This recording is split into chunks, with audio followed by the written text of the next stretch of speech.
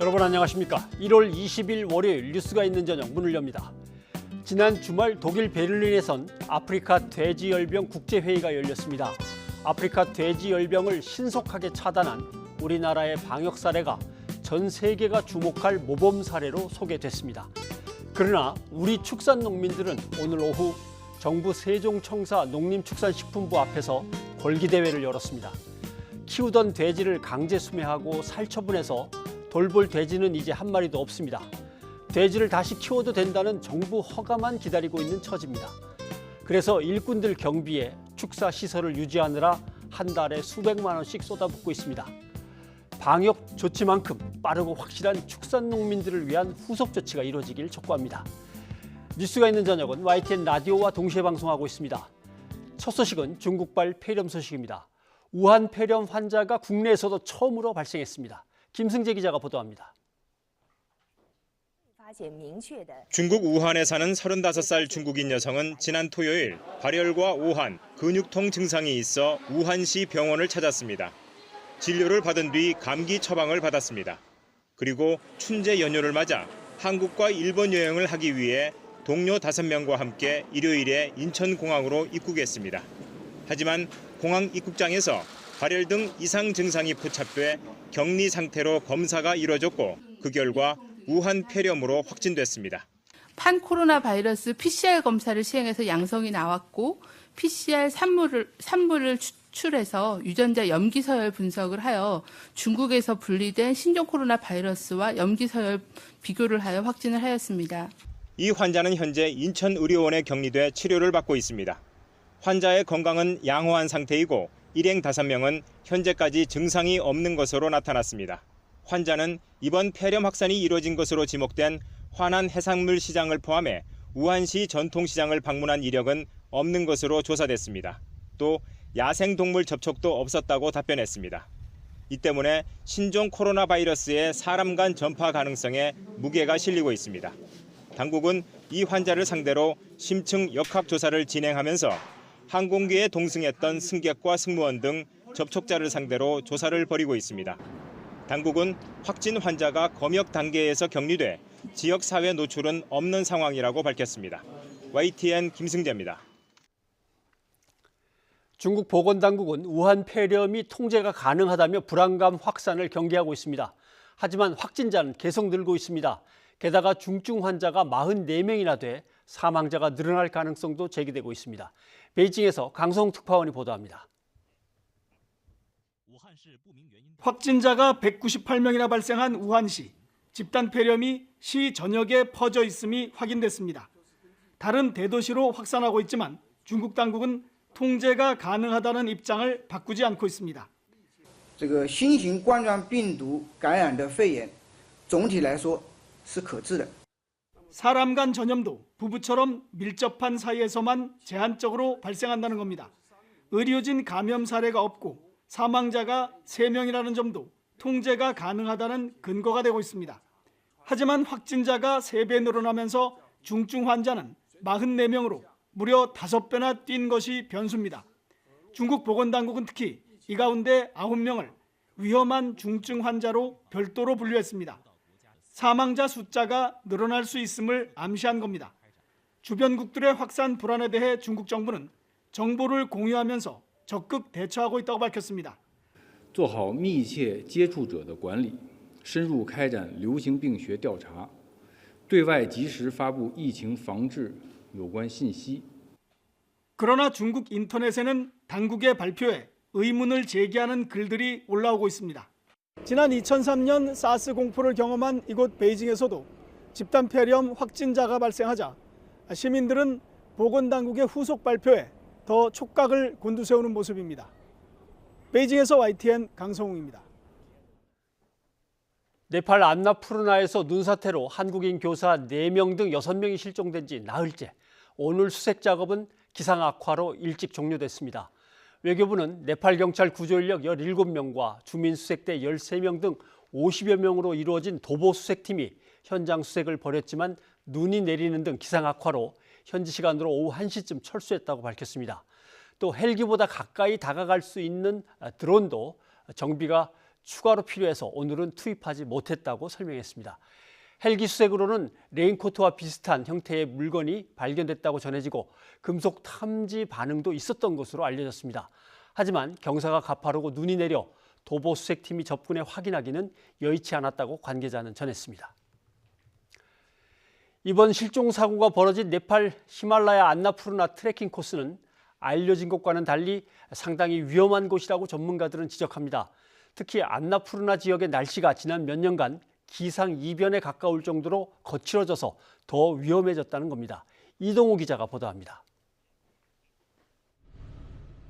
사고가 난 지점은 세계적인 명산 안나푸르나 근처 데우랄리 지역으로 비교적 무난하면서도 안나푸르나 주요 봉우리와 설경을 한눈에 볼 수 있는 인기 코스였습니다. 이 코스는 해발 4,130m에 있는 안나푸르나 베이스 캠프까지 가는 ABC 코스에 속해 있습니다. 사람들이 쉽게 갈 수 있고 또 풍경은 잘 보여 가까이에서 설산을 안나산을 가까이서 볼 수 있거든요. 하지만 그동안 알려진 것과는 달리 사고 지역은 눈이 많이 내리면 위험한 지역이라고 전문가들은 지적합니다. 데우랄리라는 그 구간이 눈이 많이 내리면 빙사태가 상당히 많이 발생되는 빙관할 발생되는 빙사태 지역이라고 그 지도에도 트레킹 지도에도 거기 이렇게 써 있고 나와 있습니다. 아르준 포우델 한국 네팔 트레킹 관광협회 사무총장도 사고 현장은 안나푸르나 트레킹 루트 중에서 가장 위험한 곳 중 하나라고 지적했습니다. 해당 지역은 가파르고 좁은 길이 강을 따라 구불구불 이어진다며 한쪽은 산이고 반대쪽은 곧바로 계곡이며 계곡의 깊이는 50에서 100m 정도라는 것입니다. 특히 이 지역의 트레킹이 더 위험해진 것은 안나푸르나의 날씨가 지난 몇 년간 기상 이변에 가까울 정도로 변화무쌍해졌기 때문이라고 전문가들은 설명했습니다. 13년 만에 제일 많이 눈이 왔습니다. 이틀 동안 비하고 밑에는 비, 위에는 눈 계속 쏟아졌어요. 위에를 안 보이니까 사람들이 그냥 안 보고 눈사태를 갑자기 맞은 걸로 알고 있습니다.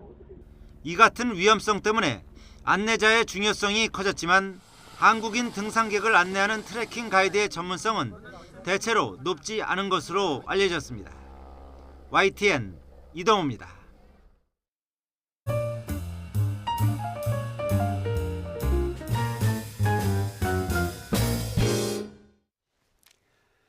정치 무대로 돌아온 안철수 전 의원, 정치권에 관심이 뜨겁습니다. 안철수 전 의원은 귀국 뒤 첫 공식 일정으로 서울 국립현충원을 찾았고요. 이어서 광주로 이동해 5.18 민주묘지를 참배했습니다. 오늘 안철수 전 의원과 함께 광주로 내려갔던 박주선 바른미래당 의원과 얘기를 나누겠습니다. 박 의원님 안녕하십니까? 네, 안녕하세요. 네, 현충원 참배 뒤에 이제 광주로. 안철수 전 의원에게 광주는 무엇이고 광주에게 안철수 전 의원은 무엇인가? 어떤 의미로 해석을 해야 됩니까?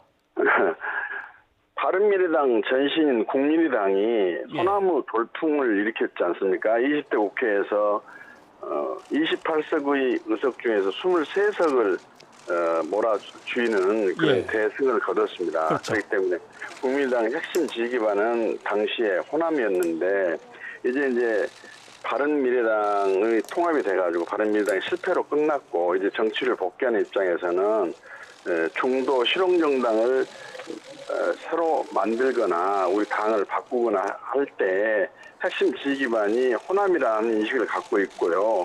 그 다음에 또 하나는 그보다도 먼저 호남에서 절대적인 지지로 만들어졌던 국민의당을 바른미래당으로 통합 확대를 시키는 과정에서 호남인들에게 이해를 구하고 동의를 얻는 과정과 절차를 생략하고 그냥 힘으로 밀어붙이는 그런 과정에서 호남인들의 민심 위반이 많이 일어났거든요. 그래서 거기에 대한 사과를 드리기 위해서 오늘 가장 먼저 광주를 찾은 것으로 저는 그렇게 해석을 하고 있습니다. 네.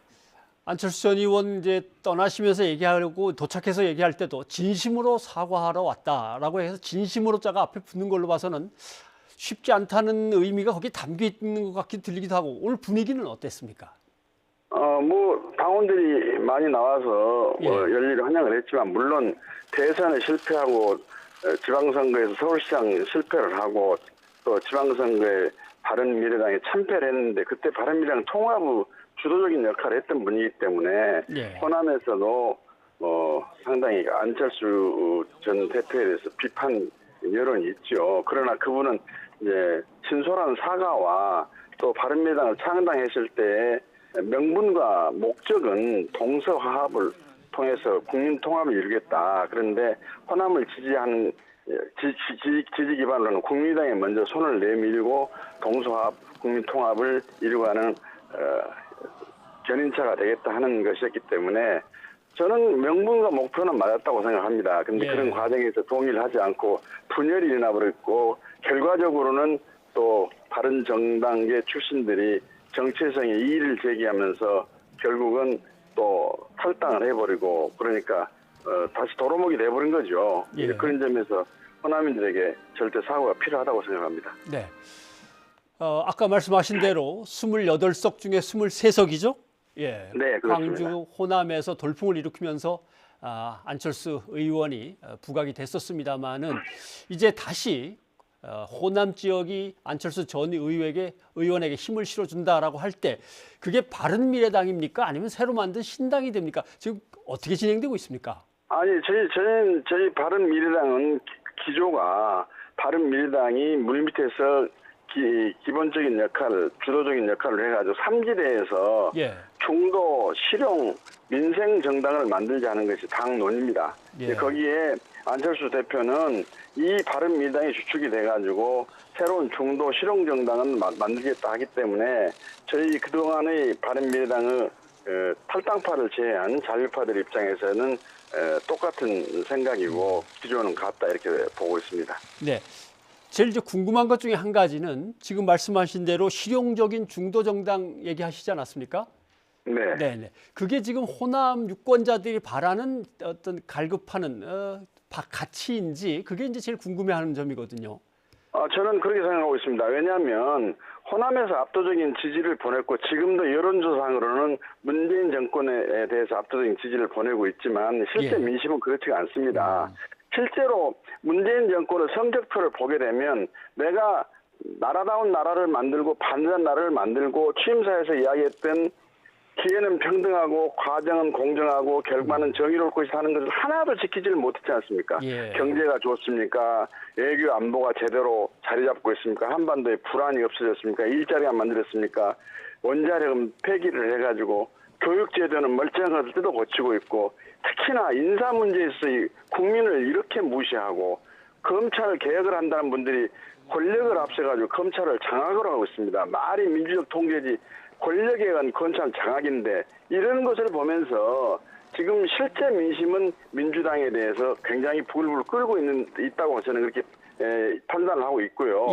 그다음에 자유한국당의 경우는 그네들이 뭐라고 하든지 간에 국정을 농단했던 책임 있는 정당, 두 대통령을 선출하는데 앞장서가지고 그 두 대통령들이 구속 기소가 돼가지고 현재 지금 옥중에 있고 재판을 받고 있는데 당이 해체되지 않고 그 정당을 중심으로 보수 통합을 한다? 이래가지고 국민적인 공감이나 또는 국민적인 동의를 얻을 수 있겠습니까? 알겠습니다. 지금 보수 통합으로 하는데 이념의 정치를 배경해가지고 실용 정치로 또 국민을 통합하는 정치를 할 텐데 나라는 칼교하게 찢어놓고 또 이념 정치를 한다는 것은 국민이 동의할 분들이 안 계신다고 보기 때문에 이때 반드시 민주당도 아니고 자유한국도 아닌 이념의 정치를 배경하는 중도 실용 정당을 국민들은 바라고 계신 걸로 저희들은 판단하고 있습니다. 중도 실용 정당이 이제 신당으로 만들어진다면 바른미래당에서 그쪽으로 가실 분들이나 또 다른 곳에서 오실 분들이 얼마나 되겠습니까? 저희들은 상당수가 된다고 알고 있습니다. 저희들이 민주당도 접촉을 해봤고 자유한국당도 일부 접촉한 분들이 있고 그러는데 당만 제대로 갖춰준다 한다면 그 가능성은 엄청나게 크다. 저는 그렇게 보고 있습니다. 네, 알겠습니다. 박 의원님 오늘 바쁘신데 전화해 주셔서 고맙습니다. 네, 감사합니다. 네. 이번에는 최영일 시사평론가와 함께 안철수 전 의원 귀국 그 이후를 좀 더 자세하게 얘기를 나눠보겠습니다. 어서 오십시오. 안녕하세요. 어떻습니까? 광주로 첫 행선지를 잡았다. 이걸 이제 어떻게 해석하시냐 이제 물었는데 박 의원은 물론 그쪽 편에서 이제 네네. 입장을 얘기를 하셨습니다. 그런데 오늘 이제 방문의 의미는 사과다 이렇게 얘기하셨어요. 왜냐하면 지난 총선 2016년이었지 않습니까? 국민의당이 돌풍을 일으켰는데 그 힘을 밀어준 것이 호남 지역이었단 말이죠. 아까 말씀하신 대로 28석 지역구 중에 23석을 석권을 했습니다. 그 정당 지지율도 상당히 많이 받아서 원내 뭐 교섭단체 구성은 물론이고 40석에 가까운 당으로 부쩍 성장했는데 문제는 지금은 그 당이 여러 개로 지금 파편화돼 있습니다. 자, 사과드리는 이유는 이런 거죠. 대한신당 의원들이 지금 박주선 이제 대표는 함께 지금 동행을 한 입장이고 비판을 하러 간 대한신당 세력들도 있어요. 근데 뭐냐면 호남의 지지를 받아서 그 세력을 구축해 놓고 탈호남 행보를 벌였던 것에 대해서 사과하라. 거기에 대한 사과를 이제 오늘 한 겁니다. 지지해 주신 뜻을 제대로 받들지 못했다. 그걸 사과를 했는데 근데 왜 그랬을까이죠. 그러니까 지금 안철수 전 대표가 만약에 다시 중도지대에 아까 바른미래당을 리모델링해서 확장해서 가게 되면 먼저 바른미래당에서 유승민계는 이제 보수 쪽으로 갔고요. 그렇다면 이제 손학규 대표와 뭔가 최종적인 담판을 먼저 벌여야 됩니다. 당을 장악하면 그다음에 민주평화당을 다시 재합류시키고 대한신당을 재합류시키고 하면 어떻게 되느냐 하면 도로 국민의당이에요. 도로 국민의당. 그러면 왜 그때 당을 깼을까요? 여기에 대해서는 아직도 미스터리가 남아있고 사과보다는 중요한 건 앞으로의 행보인데 저는 여기서 총선 불출마가 아니라 정말 광주, 호남에 그렇게 미안하다면 저는 다른 선언을 했어야 된다고 봐요. 제가 광주에 출마해서 여러분의 마음을 돌리겠다. 그러면은 진정성이 좀 있어 보이는데 아니면 과거에 대해서 내가 심판을 받겠다. 네, 심판받겠다가 될 수도 있고 다시 한번 여러분의 마음을, 사랑을 독차지하겠습니다라고 호기롭게 해도 좋고 그런데 이 심판과 혹은 제 신뢰의 과정이 없이 나는 뒤로 물러나서 좋은 인물들을 영입하겠다라고 하면 새로운 당의 오너라고 다들 생각하는데 그럼 어떤 신당을 만들어서 다시 인재영입위원장을 하겠다는 것인가? 여기는 또 이제 이 유권자들의 물음표가 찍힐 수밖에 없죠. 아까 박 의원한테도 궁금하다고 한 점이 그 점인 것 같습니다. 네. 중도 실용이라 하면 그게 호남이 기반이 되어서 만들어질 정당인가? 이런 의문도 들고. 맞습니다. 근데 과연 안철수 전 의원은 그럼 중도의 구심점인 건 분명한가? 이것도 그래 보입니다. 왜냐하면은 이제 일요일에 어제 오후에 서울에 돌아오면서 공항에서의 일성은 제일 먼저 큰절을 했습니다. 새해 복 많이 받으세요가 일성이었고요. 그다음에 정치 구상에 대해서는 자 보수 통합에는 관심이 없다. 보수에는 선을 그은 걸로 봅니다. 그리고 제가 깜짝 놀란 건 출마하지 않겠다. 그럼 어떻게 대선까지의 로드맵을 짠 것일까? 지금 황교안 자유한국당 대표가 원외대표이기 때문에 너무 힘들었잖아요. 1년 이상 지난해 2월 전당대회부터. 그리고 이제 4월 총선에선 반드시 원내에 들어가야 대권까지 진두지휘를 하지 않겠습니까? 그런데 신당을 창당하거나 혹은 바른미래당은 뭐 리모델링하거나 저는 그 귀결은 같을 거라고 보는데요. 총선에 나가서 원내 진입할 것을 미리 차단해버리면 어떻게 정치를 하겠다는 것인가? 이 새로운 형식의 정치에 대해서도 이제 또 모호함과 궁금증이 공존합니다. 그러다 보니까 이제 어제의 일성은 구체성이 좀 떨어진다. 다만 아까 말씀하신 대로 방점은 중도에 있는데 이 부동층이 많이 는 건 사실이에요. 30% 가까운 정말 이념 정치에 염증이 난 세력을 모을 수 있다면 좋겠는데 그것도 또한 제3진영이 될 수 있습니다. 제3진영을 모으려면 비전, 컨텐츠, 로드맵, 이 기생충의 대사를 인용하면 계획이 다 있구나. 이 계획이 있어야 되는데 지금 뭔가 이 상상은 있는데 그게 구체화된 계획은 보이지 않아서 지금 80여일 남지 않았습니까? 총선까지 좀 시간이 급하다 이런 생각이 드네요. 계획이 있다면 그 계획의 첫 발은 일단 손학규 대표를 만나는 겁니다. 네네. 그죠? 그래서 뭐 오늘 일단은 의례적인 명분으로 이 국립현충원 좋습니다. 순국선열과 호국 영령에게 정말 예를 다하고 또 이제 자신을 지지해줬던 호남을 찾아서 사과를 하고 좋아요. 그리고 또 하나는 이 호남 지역에 아까 말씀하신 대로 호남은 중도 지역이 결코 아니죠. 글쎄요. 오히려 영호남을 한다면 보수의 본산, 다른 말로는 민주진보계의 본산이 광주 호남이고요. 그리고 중도라고 한다면 중도는 흩어져 있어서 보이지 않는 세력이긴 하지만 그래도 굳이 중도라면 수도권 공략이 우선 아니겠는가 싶은데 이제 이러한 이제 지대 구상을 하기 전에 먼저 구체적으로는 말씀하신 대로 손학규 대표와 지금 내일을 한번 주목해 봅니다. 이번 주 내에 손학규 대표와 만나서 바른미래당을 접수하거나 혹은 손학규 대표에게 대표직을 계속 맡아주십시오. 하지만 저는 어떤 역할을 하면서 이제 팀 플레이를 하겠습니다. 리더로서 동참하겠습니다 하는 선언이 나와줘야 되는데 그것도 아직은 쉬워 보이지 않아서 이번 주말을 넘어가게 된다면 손학규 대표와도 뭔가 관계가 껄끄럽다. 그럼 이제 쉽지 않은 상황으로 접어들게 될 것 같습니다. 지금까지의 모습으로는 손학규 대표가 이렇게 자리를 순순히 비킬 것 같지는 않고 근데 말은 지난번에 뭐든지 내줄 수 있다. 그것은 돌아올 가능성이 좀 희박했을 때 만약 안철수 전 대표가 돌아온다면 내가 모든 걸 다 내어줄 용의가 있다라는 취지의 발언을 한 게 맞는데 가장 최근의 발언은 안 전 대표가 돌아온다고 해서 내가 당대표를 내려놓겠다라는 말을 한 바가 없다. 단 안철수 전 대표의 안착을 돕겠다. 이렇게 얘기했어요.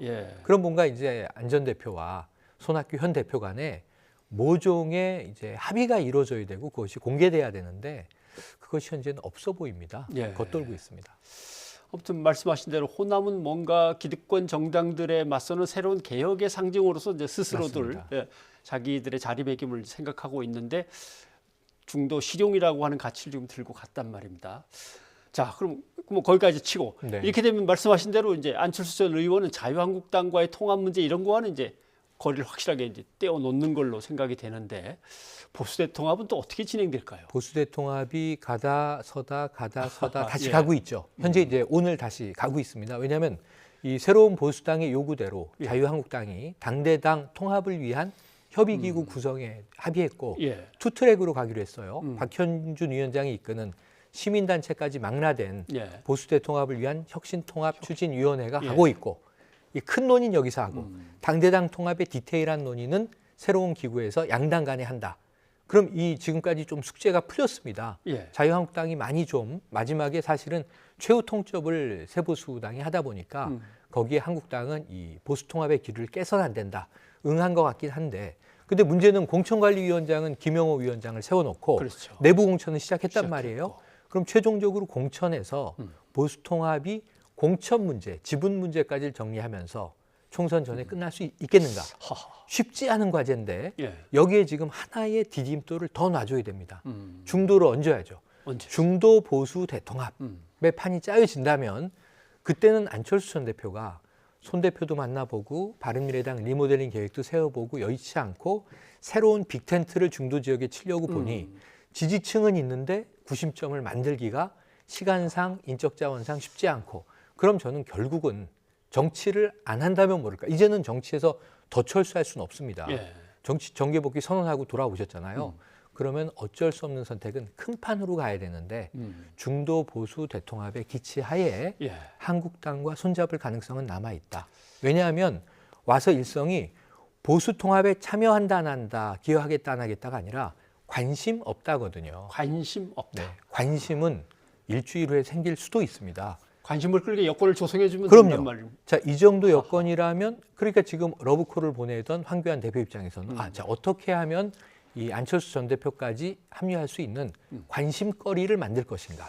이게 이제 새로운 또 과제가 되겠죠. 그렇게 해서 말씀하신 대로 뭔가가 이루어져서 슬쩍 손을 잡게 되면 또 거기가 대세가 되니까 사람들이 또 몰려갈 수도 있는 문제겠군요. 안 전 대표의 최측근도 지금 뭐 우리 YTN에서만 봐도요. 이태규 의원은 지금 진정성이 있다. 안 전 대표가 말하는 구태의연한 관행 정치를 깨부수고 아예 새로운 유럽형 정치를 구상하고 돌아온 것이다. 근데 반면에 김근식 교수 같은 분은 묻지마 통합으로 가야 된다. 그래서 안철수 전 대표라는 하나의 재료를 오브제를 사이에 놓고 또 측근들도 여러 가지 이제 입장을 보이고 있거든요. 안 전 대표의 선택은 다각도로 남아 있다고 보여집니다. 기다려봐야겠군요. 오늘 도움 말씀 고맙습니다. 고맙습니다. 문희상 국회의장의 아들이 문희장의 지역구에서 출마를 선언하며 세습 논란이 이어지고 있습니다. 여당 내부에서도 처음으로 공개 비판이 나왔는데 조국 사태 이후 또다시 공정 문제가 화두로 떠올랐습니다. 최기성 기자입니다. 지난 11일 문희상 국회의장 아들인 문석균 경기도 의정부갑 상임 부위원장은 출마 선언을 위해 북콘서트를 열었습니다. 문 부위원장은 자신을 향한 세습 논란에 아빠 찬스를 거부하겠다고 선언했습니다. 그런데 펴낸 책 제목 자체가 그 집 아들입니다. 나이가 50이 돼서 세습이니 그냥 아버지의 뜻으로 그냥 하는 것 같이 말씀하시면 정말 섭해요. 저도 이제 혼자 쓰려고 하고 있거든요. 이 자리에 축사를 보낸 정치인들도 한결같이 아버지인 문 의장과의 인연을 강조했습니다. 우리 문석균에게는 생부고 저에게는 정치적 아버님 그 문희상 국회의장님을 10년간 제가 모셨습니다. 저는 그분과 인연이 되어서 정치를 시작했고 20년 전에 양주에 처음 민주당 이빨 뽑고서 그 집 아들, 우리 집 아들입니까? 바로 육상 국회의원 아버지 문희상 의장님이십니다. 바로 그 집 아들입니다. 문석균 부위원장님의 부친이신 문희상 의장님과 저희 아버님 김대중 대통령님은 과거 민주화운동 시대부터 문 부위원장이 출마를 선언한 지역은 문 의장이 6번 당선돼 세습 논란을 피할 수 없는 곳입니다. 자유한국당은 지난 패스트트랙 정국 당시 문 의장이 지역구 세습을 위해 법안 처리를 강행한다며 공세를 퍼붓기도 했습니다. 문희상 아들 공천 똑똑이 보세요, 똑똑이. 국회를 이렇게 만듭니까? 당신 역사의 죄인이야. 여당 지도부 공개회의에서도 처음으로 문 부위원장을 겨냥한 발언이 나왔습니다. 공정이 시대 정신인 만큼 지역구 대물림은 국민 정서상 받아들이기 어렵다는 겁니다. 부모가 현재 국회의원으로 있는 지역에서 그 다음 임기에 바로 그 자녀가 같은 정당의 공천을 받아 출마하는 것은 국민 정서상 납득하기 어렵다는 점을 분명하게. 민주당은 해당 지역을 전략 공천 지역으로 정했지만 비판이 거세지면 경선이 진행될 가능성이 그만큼 커집니다. 문 의장과 문 부위원장은 세습 논란에 대한 입장을 묻는 취재진 질문에 답변하지 않았습니다. 조국 사태로 불거졌던 공정이 또 화두로 떠오르고 있습니다. 정치권은 이번 논란이 문 부위원장뿐 아니라 20대 국회에만 여야 통틀어 10여 명에 달하는 2세 정치인들로 향할지 주시하는 모습입니다. YTN 최기성입니다. 자유한국당이 설을 맞아 조계종에 선물을 보냈는데 다름 아닌 육포였습니다. 한국당은 뒤늦게 상황을 파악해 회수하고 황교안 대표가 직접 진화에 나섰지만 지난해 합작 논란에 이어 또다시 비판에 직면했습니다. 이승배 기자입니다. 자유한국당 황교안 대표는 설을 맞아 사회 각계각층에 명절 선물을 돌렸습니다. 지난 17일 조계종 종단 대표 스님들에게도 선물이 도착했는데 다름 아닌 쇠고기를 말린 육포였습니다. 조계종 관계자는 백화점 육포 선물 세트가 배송된 뒤 한국당 측에서 연락이 와 모두 회수해갔다고 설명했습니다. 뒤늦게 사태를 수습하려 했지만 이 같은 사실이 알려지며 한국당을 향한 비판 여론이 일고 있습니다. 한국당은 즉각 입장문을 내고 원래 조계종에는 한과를 보내려던 계획이었지만 배송업체와의 소통에 문제가 생겼다고 해명했습니다. 황교안 대표도 직접 사과하며 황급히 진화에 나섰습니다. 조계종에 그런 심려를 끼쳐드린 점에 대해서 대단히 송구하게 생각을 합니다. 배송 과정에 문제가 있다고 하는데 경위를 철저하게 한번 파악해 보도록 그렇게 하겠습니다. 즉각적인 사과에도 논란은 황 대표의 종교 편향성 비판으로까지 번지고 있습니다. 독실한 기독교 신자인 황 대표가 지난해 5월 부처님 오신 날 법요식에 참석해 불교식 예법인 합장을 하지 않았던 일까지 다시 거론되고 있는 겁니다. 불교 또는 다른 종교에 대한 존중의 마음을 가지고 있고 부족한 부분이 있었다고 하면 정말 그 불교계면 불교계 사과의 말씀을 드리고 앞으로 잘 그 행동도 그렇게 하기 위해서 노력을 하고 있습니다. 황 대표는 경위를 철저하게 파악해 사태를 수습하겠다고 밝혔지만 극우 기독교 집회 참석 전력과 맞물리며 한동안 잠잠했던 황 대표의 종교적 편향성 논란에 다시 불이 붙었습니다. YTN 이승배입니다. 4월 총선을 앞두고 정당들의 부동산 공약이 발표되고 있습니다. 사람들의 관심이 높은 주제인 만큼 정당 간의 정책 대결도 뜨거워질 것 같습니다. 어떤 내용이고 또 효과는 과연 어느 정도일지 참좋은경제연구소의 이인철 소장과 함께 정리를 해보겠습니다. 어서 오십시오. 예, 당별로 부동산 집값에 대한 이제 공약들이 나오고 있습니다만은 종합 세트로 내놓은 자유한국당부터 한번 살펴보죠. 자유한국당. 그렇습니다. 예. 지금 총선을 앞두고 경제 공약의 1순위를 보니 대부분 다 이제 부동산 쪽에 초점이 맞춰져 있습니다. 예.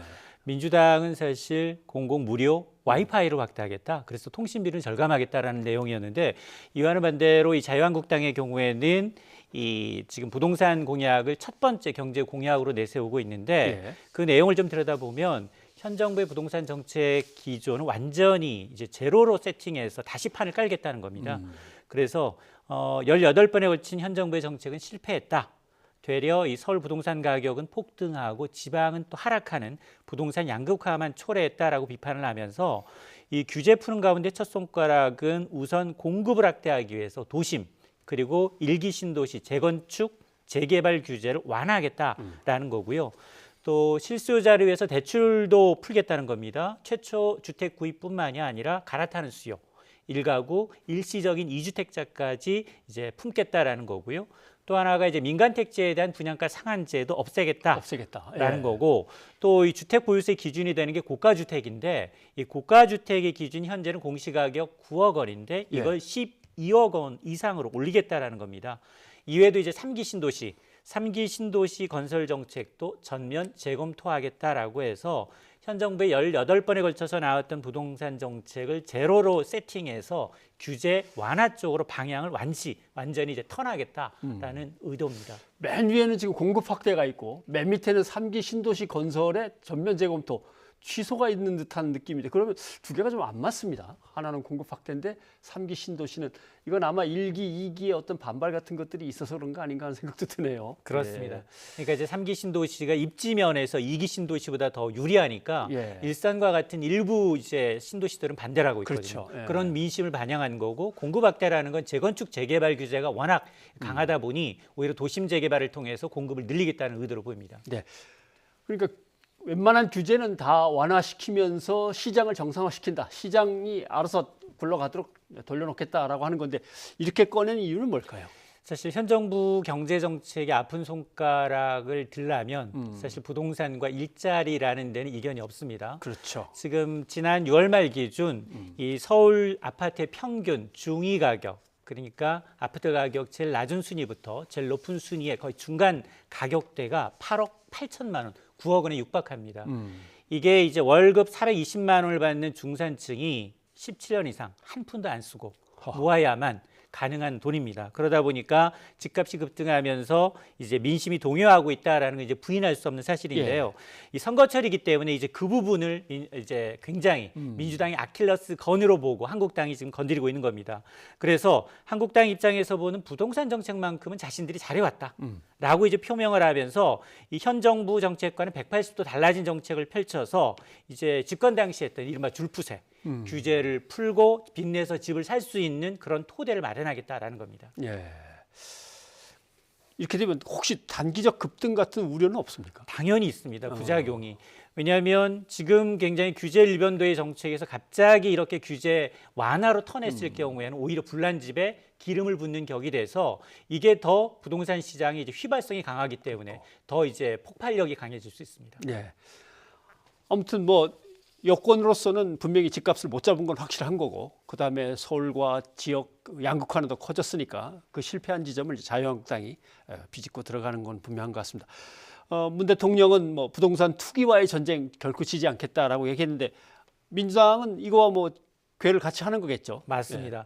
사실 그 더불어민주당은 이번 이제 한국당이 이제 부동산 공약에 대해서 이제 굉장히 반발하고 있는데요. 이게 오히려 이 정부의 정책, 현 정부의 정책을 무조건 반발하면서 오히려 퇴행 정치를 하고 있는 게 아니냐라는 지적을 하고 있는데 일단 더불어민주당의 기조는 현 정부의 이 규제 정책을 계속해서 이제 더 강화하는 방향 쪽으로 검토를 하고 있습니다.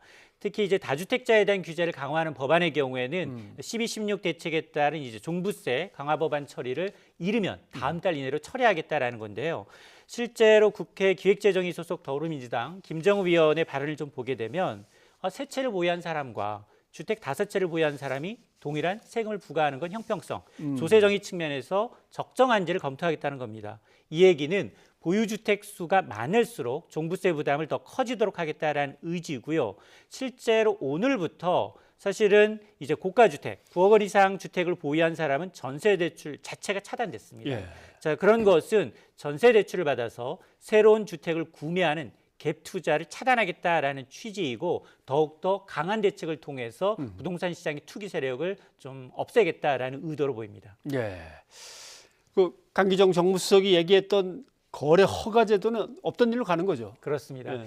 이제 주택거래 허가 제도는 사실 규제의 끝판왕입니다. 주택을 사고 팔 때 정부한테 허락을 받도록 하는 제도이기 때문에 사실은 노무현 정부 시절에도 추진은 됐지만 예. 당시에 이제 이 너무 반발, 이 위헌 소지도 있었고요. 반발이 심해서 무산된 바가 있는데 뭐 강기정 이 청와대 정무수석이 이 얘기를 꺼내자마자 정말로 부동산 카페를 통한 민심이 동요했습니다. 반나절 만에 청와대와 정부가 여당이 예. 민주당이 아니다, 검토한 사실이 없다라고 이제 진화에 나서는 모양새인데 그럼에도 불구하고 일부에서는 지금 나올 수 있는 대책들이 규제책이 많지 않기 때문에 예. 부동산 시장이 여기서 더 불안해진다면 혹시 시행 가능성 낮지만 그래도 하는 우려는 남아 있습니다. 혹시 주머니 속에서 좀 만지작거렸던 거 아닐까 뭐 이런 의심도 충분히 할 수 있는 그런 상황이었던 것 같습니다. 자, 자유한국당은 민주당과 지금 정부의 부동산 정책에 대해서 규제를 그렇게 자꾸 해나가면 어떡하냐라는 쪽에서 바라본 거고 반대편에서 규제를 하려면 제대로 해야지 그게 뭐냐 찔끔찔끔 이건 이제 정의당 쪽에서의 얘기겠죠. 맞습니다. 정의당이 사실은 민주당의 정책에 대해서 직접적으로 비난하기는 굉장히 이례적인데요. 아니 지금까지 18번째 대책이 나왔고 지금 19번째 대책까지 예고하고 있다는 건 그 자체가 이미 예. 이제 졌다. 시장이 졌다라고 이제 비난을 하고 있습니다. 그러면서 지금 정의당의 경우에는 이제 규제 완화가 아니라 서민 주거 안정 차원에서 이 부동산 정책을 발표했는데요. 한국당과는 결이 완전히 다릅니다. 예. 이 정부 여당보다도 친서민 쪽에 더 가까운 정책을 쏟아내고 있는데 우선 전월세 물가 연동제를 시행해서 계약갱신 청구권, 그동안은 2년인 전세계약 청구권을 9년까지로 확대하겠다라는 거고 또 무주택 실소유자를 위해서 반값 아파트를 공급하겠다. 그리고 1인 이 월세 청년 가구에 월 20만 원 주거 지원을 이제 수당을 지급할 수 있도록 하겠다라는 거고 이 규제를 이제 강화하는 방안도 있는데요. 1주택자에 대해서는 보유세를 더 강화하고 특히나 고위공직자의 경우에는 1가구 2주택 이상은 보유 금지하는 이 정책 법안까지 발표하겠다라는 건데 사실은 이 반값 아파트는 매년 이 선거 때마다 공약으로 등장은 합니다. 예. 이게 재원이나 이 실현 가능성 측면에서 좀 신선하지 않다 의문을 제기하고 있지만 어쨌든 한국당보다는 부동산 문제를 이제 무주택 서민 쪽에 초점을 맞췄다라는 거는 이제 분명해 보입니다. 집 없는 사람들한테 초점을 맞춘 것 맨 위에만 봐도 전월세 물가 연동 상한제. 계약 갱신 청구권은 세든 사람들이 이제 권한을 가지고 9년까지 한번 쭉 갈 수 있도록 뭐 이런 것들이군요. 반의 반값 아파트. 반의 반값 아파트는 오늘 나온 민주평화당 것도 비슷합니다. 맞습니다. 20평짜리 1억 원의 공급 뭐 1억 원대를 얘기하는 거겠지만요. 맞습니다. 이제 민주평화당이 오늘 이제 부동산 공약, 이 경제공약 1호를 발표했는데 집 걱정 없는 나라를 만들겠다라는 목표 아래 20평형대 아파트를 1억 원에 100만 호를 건립을 하겠다는 겁니다. 이렇게 되면 무주택 서민, 청년, 신혼부부의 주거 불안과 동시에 저출산 문제를 해결할 수 있다라는 건데요. 예. 방법론으로 토지는 공공이 보유하고 건물만 분양하는 방식입니다. 이게 뭐 참여정부 시절, 이명박 정부 시절 일부 이제 공급된 바가 있고 당시에 인기를 끌었다라는 주장인데 이 토지는 공공이 보유하다 보니까 토지비가 사라지게 되면 분양가를 대폭 낮출 수 있다라는 거고 그러면 필요한 재원을 어떻게 할 거냐 이 부분에 대해서 늘 의문이 제기되어 왔는데 그렇죠. 예. 그러니까 이제 국민연금과 같은 각종 기금도 쓰고요. 연기금을 쓰고 그리고 이제 공시가격 정상화하게 되면 마련이 가능하다라는 건데 사실 보유세에 대해서는 지자체뿐만 아니라 국세 역할도 있기 때문에 이건 이제 법적인 부분으로 중앙정부와 지자체 협업이 좀 필요한 부분인데 이것도 좀 신선하진 않다. 과거에도 매번 나왔었지만 실현 가능성이 좀 답보돼야 되는 게 아니냐라는 지적이 나오는 대목입니다. 아무튼 집값은 역시 문제이기 때문에 저런 정당들의 어떤 아이디어들 중에서 좋은 것들 또는 서로 보완할 것들을 좀 잘 만들어 가지고 어떻게든 좀 잡아봤으면 좋겠는데 말이죠. 예, 이 소장님 오늘 고맙습니다. 대검찰청 반부패 강력부장과 선임연구관 사이에 벌어진 언쟁에 대해서 추미애 법무부 장관은 추태라며 강하게 비난했습니다. 네, 지난 주말 장례식장에서 벌어진 일이죠. 추 장관은 잘못된 조직 문화를 지적하며 공직기강을 바로 세우겠다고 강조했습니다. 검찰 중간 간부 인사를 논의하는 검찰 인사위원회가 열린 가운데 또 한 차례 대규모의 물갈이 가능성이 거론되고 있습니다. 조성호 기자의 보도입니다. 추미애 장관은 대검찰청 간부가 상갓집 추태를 부렸다며 대단히 유감이라고 밝혔습니다.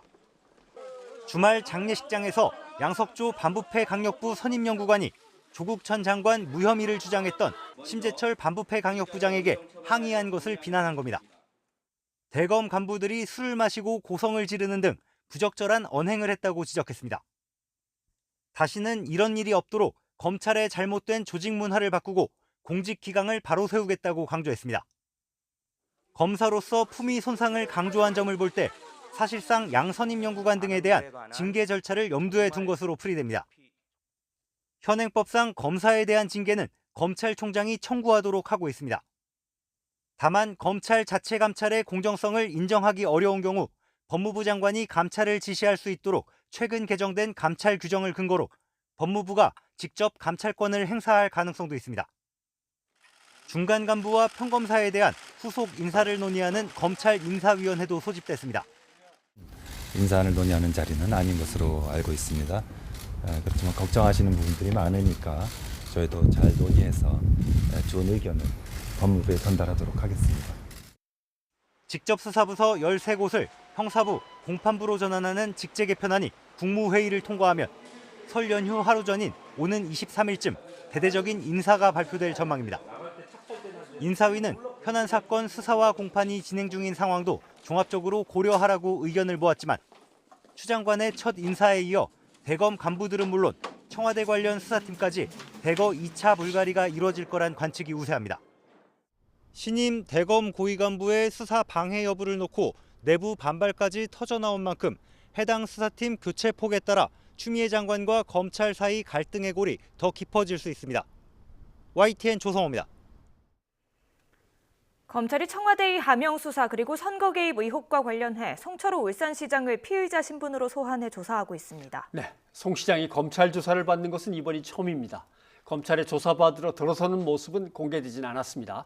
2018년이죠. 지방선거에서 자신의 공약을 준비할 때 청와대 등 여권과 어떤 교감이나 협의가 있었는지 조사를 받았을 것 같습니다. 강희경 기자가 보도합니다. 청와대 하명 수사와 선거 개입 의혹을 수사하는 검찰이 송철호 울산시장을 피의자 신분으로 소환했습니다. 관련 수사가 시작된 이후 첫 소환인데 송 시장이 출석하는 모습은 언론에 공개되지 않았습니다. 검찰은 송 시장을 상대로 2018년 6.13 지방선거 당시 자신의 핵심 공약이 마련되는 과정에 청와대 등 여권의 지원이 있었는지 집중적으로 조사하는 것으로 전해졌습니다. 송 시장은 지방선거를 앞두고 선거 준비 모임 관계자들과 함께 장환석 당시 균형발전 비서관실 선임 행정관을 만난 것으로 알려졌습니다. 검찰은 이 자리에서 선거 전략과 공약 등이 논의된 것으로 보고 동석한 송병기 전 울산 부시장과 장 전 행정관 등을 여러 차례 불러 조사했습니다. 송 시장은 또 선거를 앞두고 대통령 직속 국가균형발전위원회 고문을 맡아 공약 수립과 이행에 도움을 받은 의혹도 받고 있습니다. 송 시장이 단수 공천을 받는 과정에 청와대가 경쟁자에게 자리를 제한하는 등의 방식으로 개입했는지도 조사 대상입니다. 검찰은 당시 청와대가 경찰의 자유한국당 소속이던 김기현 당시 울산시장에 대한 수사를 벌이도록 했다는 의혹도 조사하고 있습니다. 김 전 시장 측근 비리 의혹을 수사한 황운하 전 울산지방경찰청장에게 한 차례 소환을 통보했지만 황 전 청장은 총선 예비후보 일정 등으로 다음 달 초 출석이 가능하다는 입장입니다.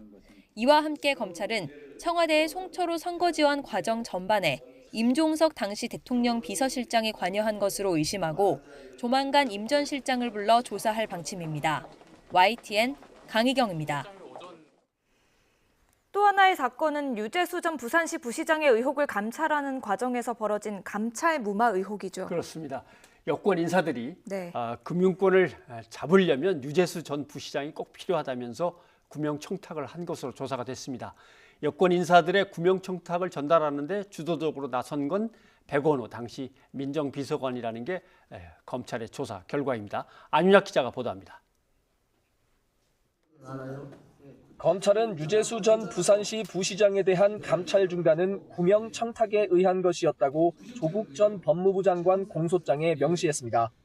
당시 청와대 민정수석이었던 조 전 장관이 직접 감찰을 지시하고 무마시켰다는 게 검찰의 판단입니다. 검찰이 제기한 공소장을 보면 조 전 장관의 감찰 중단 결정에는 백원우 전 민정비서관이 적지 않은 역할을 한 것으로 나와 있습니다. 백 전 비서관은 조국 당시 민정수석에게 여권 인사들과 친분이 깊은 유재수의 비위가 정권 초기에 알려지면 안 된다는 의견을 제시한 것으로 조사됐습니다. 감찰을 지휘한 박형철 전 반부패 비서관에게는 유재수를 봐주는 건 어떻겠느냐는 취지로 감찰 무마를 제안했던 사실도 드러났습니다. 박 전 비서관이 거부하자 사표만 받고 처리하면 되는 것 아니냐고 다시 제안했지만 이마저도 거절당했습니다. 백원우 전 비서관이 이처럼 유재수 전 부시장 구명에 적극 나선 건 윤건영 전 청와대 국정상황실장이나 김경수 경남지사 등 여권 인사들의 구명 청탁 때문이라는 게 검찰의 설명입니다. 여권 인사들은 유재수 전 부시장이 참여정부 인사임을 내세워 구명운동을 벌인 것으로 조사됐습니다. 결국 조 전 장관은 유재수 금융위 국장이 사표를 낸다고 하니 감찰을 더 진행할 필요가 없다며 감찰이 없던 것처럼 정리하라는 취지로 지시했다는 게 검찰의 판단입니다. 검찰은 백원우 전 비서관이 감찰 내용을 알려달라는 금융위에는 개인적인 사소한 문제만 있다며 알려주지 않았다고 지적했습니다. 조국 전 장관 측은 기소 직후 감찰 종료 뒤에 가벼운 조치를 한 것을 직권남용이라고 하는 건 허구라며 검찰의 공소 사실을 강하게 비판한 상태입니다. YTN 안윤학입니다. 어제 별세한 롯데그룹 창업주 고 신격호 명예회장의 빈소에 각계의 조문이 이어지고 있습니다. 김상조 청와대 정책실장이 문재인 대통령을 대신해 조문을 했습니다. 김 실장은 문 대통령이 한국 경제의 토대를 쌓은 고인의 노고를 치하하고 한일 사이 경제 가교 역할을 했다는 점을 높이 평가했다고 말했습니다. 네, 그리고 재계에서는 손경식 경영자 총협회 회장과 박용만 대한상공회의소 회장, 허창수 전국경제인연합회 회장이 빈소를 찾아 애도를 표했습니다. 신명예 회장의 장례는 4일장으로 치러지고요. 발인은 모레 새벽으로 고향인 울산 울주군 선영에 안치될 예정이라고 합니다. 네, 창업주인 신격호 명예회장이 세상을 떠나면서 이제 롯데에 어떤 변화가 있을지 관심이 쏠리고 있습니다. 앞으로 경영권 구도는 어떻게 될까요? 예, 일단 신동빈 회장을 중심으로 한 경영 구도는 별다른 변화가 없을 것으로 보입니다. 다만 유통왕국의 재건이나 그다음에 화학 등 사업 다각화, 지배구조의 완성 등 새로운 도전이 기다리고 있습니다. 박소정 기자가 보도합니다. 고 신격호 롯데 명예회장은 오래전부터 의사소통이 어려웠고 법정 후견인이 돌보고 있었습니다. 따로 유언도 남기지 않은 것으로 전해졌습니다. 형제의 경영권 다툼 이후 이미 기업 이사직에서도 모두 물러났고 굵직한 지분도 정리한 상황이지만 남은 주식과 부동산을 합하면 1조 원대에 이른다는 추산이 나옵니다.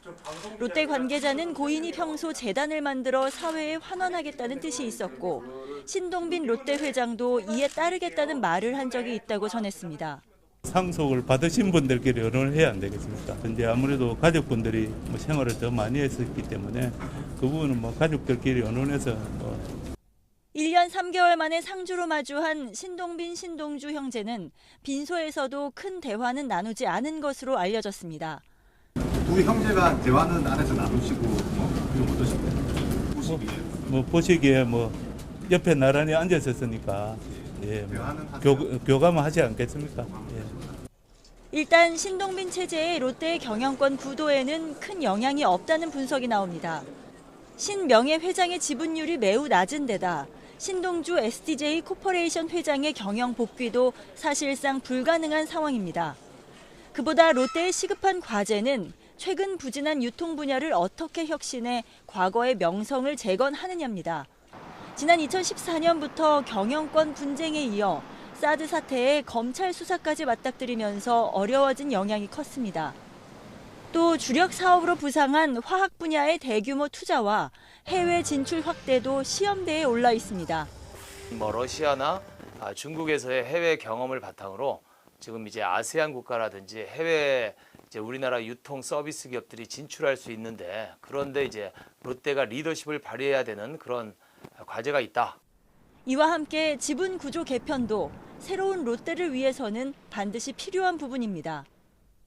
그동안 있었던 경영권 분쟁과 일본 롯데와의 문제 등이 거미줄처럼 얽힌 지배구조 때문이라는 지적이 있는 만큼 호텔 롯데의 상장이 지배구조의 완성이 될 것으로 보입니다. YTN 박소정입니다.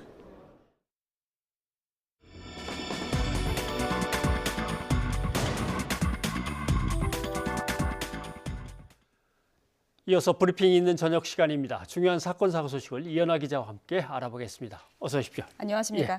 오늘 첫 소식은 어떤 겁니까? 네, 바로 전 남편과 그리고 의붓아들을 살해한 혐의로 재판에 넘겨진 고유정 소식입니다. 예. 오늘 오후 2시에요. 제주지법에서 결심 공판이 열렸습니다. 검찰은요, 고 씨에게 법정 최고형인 사형을 선고해달라고 재판부에 요청을 했습니다. 예, 법정 최고형을 구형했습니다. 네. 그만큼 죄질이 무겁고 반성이 전혀 없다는 뜻이겠죠. 그렇습니다. 고 씨가 현재 두 사건에 대한 살해 혐의를 받고 있는데요. 예. 먼저 지난해 5월에 전 남편을 살해하고 시신을 훼손해 버린 혐의가 있고요. 또 여기에 의붓아들 살해 혐의까지 추가가 돼서 기소가 된 상황입니다. 검찰은 이 두 개 혐의에 대해서 모두 극단적인 인명경시 태도에서 기인한 살인으로 전혀 반성의 모습을 보이지 않는다며 사형 구형 이유를 밝혔습니다. 이 두 사건 혐의에서는 증거에 대한 검찰과 고 씨의 공방도 이어졌었는데요. 검찰은 전 남편인 살해 사건의 경우에 혈흔에서 수면제 성분인 졸피뎀이 검출된 결과를, 그리고 의붓아들 사망 사건의 경우에는요, 이 누군가에 의해 고의로 살해됐다는 부검 결과를 각각 결정적 증거로 꼽았습니다. 예. 검찰이 고 씨에게 사형을 구형할 때 법정안 방청객 일부가 박수를 치기도 했습니다. 그래 도대체 뭐라고 하는가 최후 변론을 들을 수 있을 줄 알았는데 오늘 네. 최후 변론은 없었습니다. 그렇습니다. 그 변호인이요, 고 씨의 최후 변론 대신에 예. 피고인 방어권 보장을 요구하면서 재판 일정을 연기해달라 이렇게 요청했기 때문인데요. 예. 그 변호인은 대검찰청과 국가수의 전 남편 혈액과 현 남편 모발에서 수면제 성분이 검출된 과정이 담긴 문건을 요청했습니다. 예. 고 씨 측은 이 문건의 사실관계를 따져서 고 씨가 수면제를 먹인 사실이 없다는 것을 입증한다는 계획이었는데요. 그런데 이제 변호인들이 일부 문건을 다 받지 못했다고 주장을 하면서요. 결국 다음 재판까지 결과를 기다리기로 재판부가 결정을 한 겁니다. 고 씨 측의 최후 변론을 포함한 결심 공판은요, 다음 달 10일 이어서 열릴 예정입니다. 예. 자, 다음 소식 가보죠. 네. 아주대병원 이국종 교수 소식이네요. 그렇습니다. 그 아주대병원의 그 경기남부 권역 외상센터장 이국종 교수가요, 그 센터장 자리에서 물러나겠다라는 예. 의사를 밝혔습니다.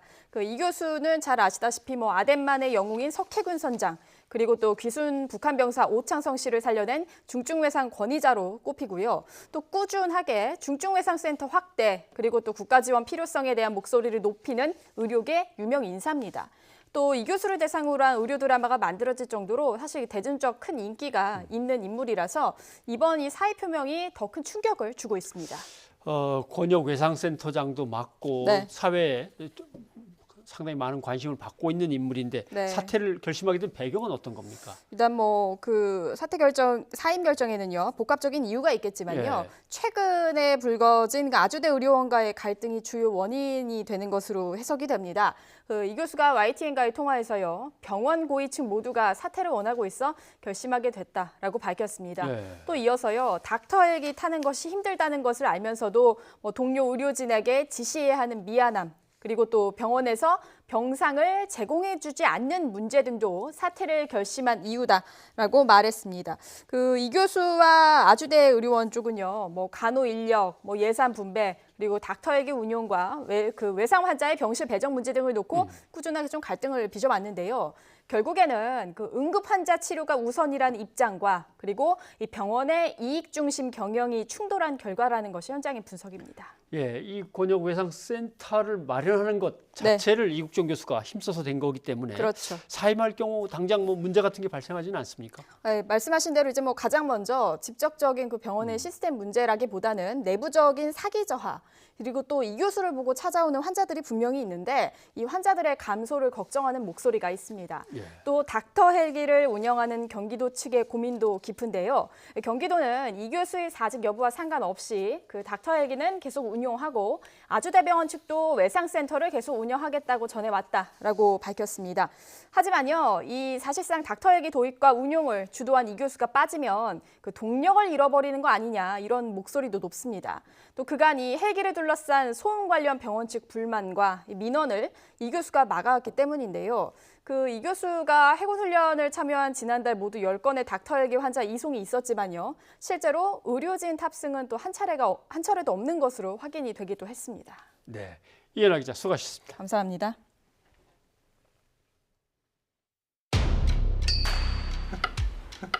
저랑 한 수 드시죠.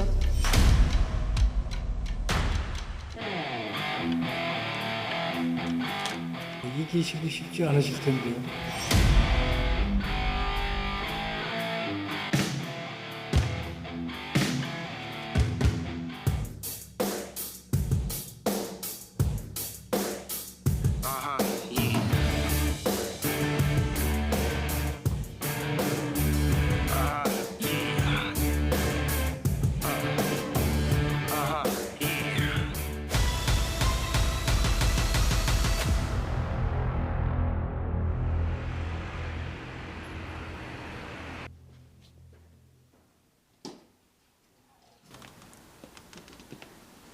선생님 안녕하세요. 네, 안녕하세요.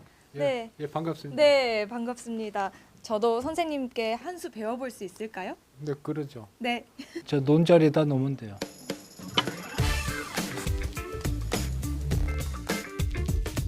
이 자리에다 두라고. 그럼 내가 이렇게 하고. 선생님을 상대로 앞이 안 보입니다. 그냥 정정당당하게 오목 한 판 어떠세요? 예, 해보죠.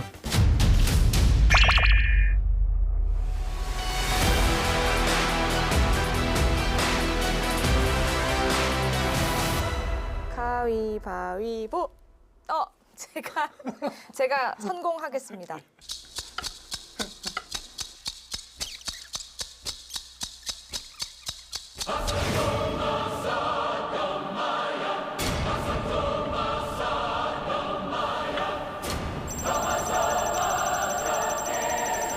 이럴 거 진짜 이기려고? 그런 것 같아요. 지금 좀. 네.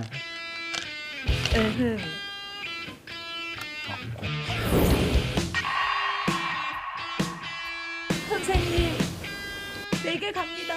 와! 아이고 보이나. 제가 이겼으니까 인터뷰에 응해 주시죠. 예, 알겠습니다. 선생님 요즘 바둑계에서 선생님 기록이 화제더라고요. 통산 전적에 대해서 알고 계세요? 예, 잘 모릅니다. 제가 말씀드리겠습니다. 1697승 3무 1000패더라고요. 총 2700국을 두셔서 이런 기록을 이제 세우셨는데요. 특히 1000패 기록이 화제더라고요. 어떻게 생각하세요? 많이 진 거죠. 오랫동안 제가 이제 그 프로 생활 50년 지금 제가 됐죠. 예, 50년간에 이제 진 건데 3분의 1 정도 진 거네요. 3분의 1 조금 안 예, 되게. 예, 3분의 2를 이겼으니까요. 잘한 거죠. 그렇죠. 1970년에 입단하시고 1년 8개월 만에 그러니까 1972년에 당시 조남철 8단을 이기셨습니다. 근데 그때 2단이셨더라고요. 그래서 굉장히 우승이 화제가 됐었는데 당시에 기분 어땠는지 기억하시나요?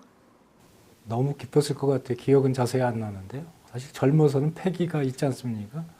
그 이기면서는 그때 자신감이 자꾸 이렇게 붙어갔을 것 같아요.